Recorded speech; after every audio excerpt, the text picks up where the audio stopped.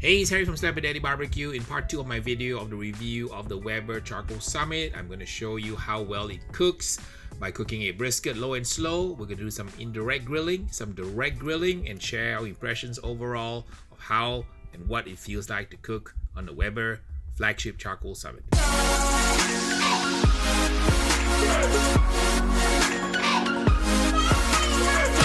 For smoking wood this time, I'm using some cherry to go with the hardwood charcoal from South America. It's from Paraguay.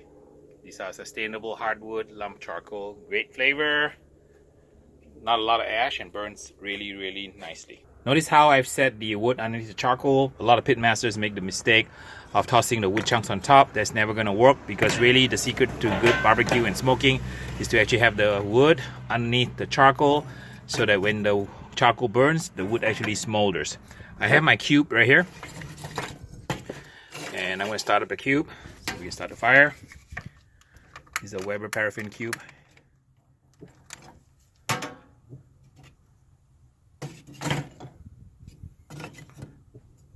And we'll just let it start up. Alternatively, you can use the Weber gas assist, except you got to buy a gas canister. But that one cube does the same thing, and it should light up in about maybe 5 to 8 minutes. Okay, the fire started up. We'll put the baffle on now.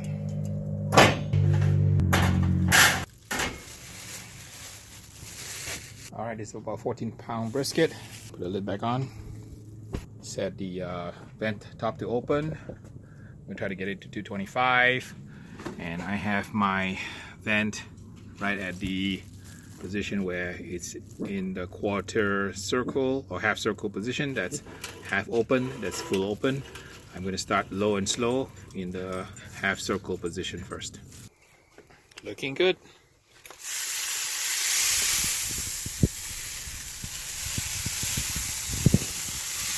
Nice color, barking, forming up.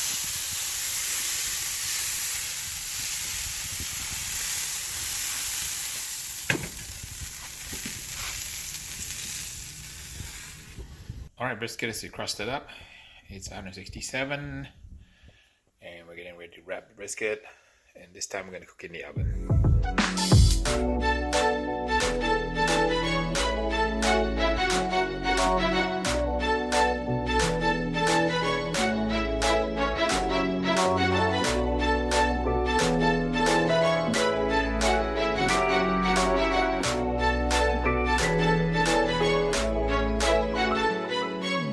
Alright, it's been about, let's see, about 30 hours later after we ran the pit, and I really am shocked to find out that there is still burning coals at the bottom, because I thought the pit would be cool after over 24 hours, but it's been about maybe about 27 hours, and the pit is still warm to the touch. When I opened it up, guess what I found?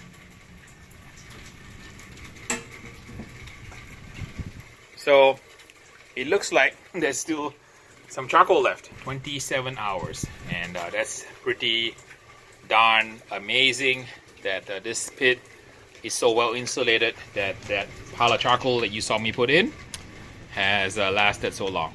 Okay, I'm going to clean the grill and set it up for a direct indirect grilling.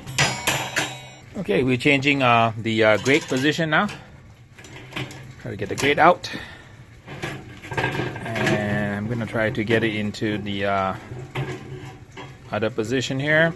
Lift it out carefully and set it up on the top grate like so. Alright, I'm setting it up for direct indirect grilling, and it's hard to believe that these coals were put in 27 hours ago. I've never seen any pit run for 27 hours on one bag, on one load of charcoal. I'm going to show you guys how we do a indirect and direct grilling. So we have the charcoal in the wings. I'm going to push it to the side like so.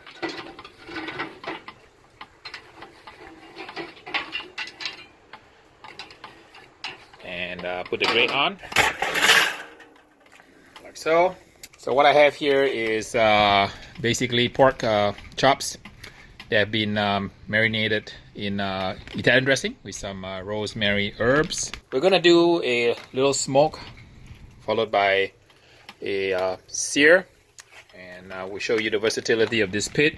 I'm setting it up for indirect cooking right now. We did the smoking earlier with the brisket. I'll show you the result of the brisket, but this one is to show you the versatility in terms of its ability to use it as an indirect griller. And you notice how I kind of placed it in the middle, like so. And we're ready to post the lid, and we'll let it smoke until the internal temperature is about 100, 110, and we'll do a direct sear. I'll cook some vegetables also when we do that. 500 degrees is way too hot, so I'm gonna close the dam for a little bit. Clear some of the ash here. This is how you clear the ash, and that basically the butterfly valve will sweep all the ash into the pan. Kind of leave it around here. I want to kind of get it down to about maybe 275 so that my chops will smoke. Gonna get some of the Slap Your Daddy all-purpose rub on it.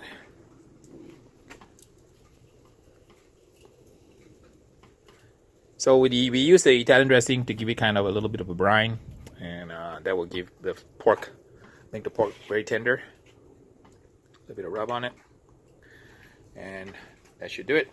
All right, they're almost done. Now to give them a nice char, around 140 degrees is good.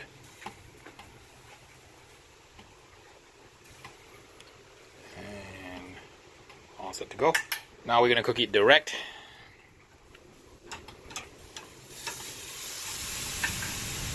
Sear it a little bit here.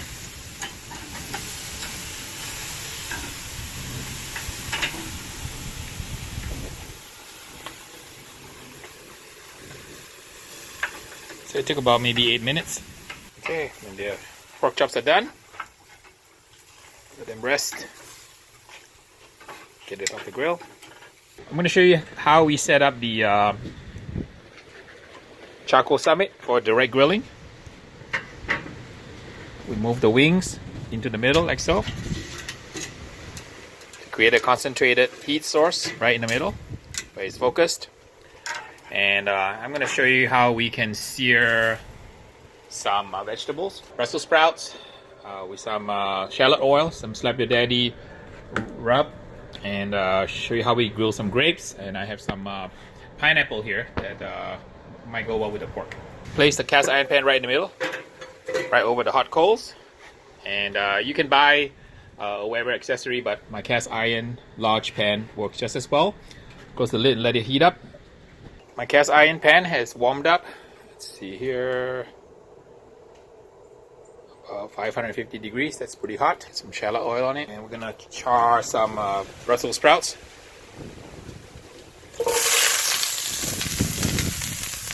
So what I like to do is I like to use a cast iron to char my Brussels sprouts. So once I get a nice char, we add a little bit of water to tenderize it. I'm using some shallot oil. So this is oil that I use to cook some shallots in.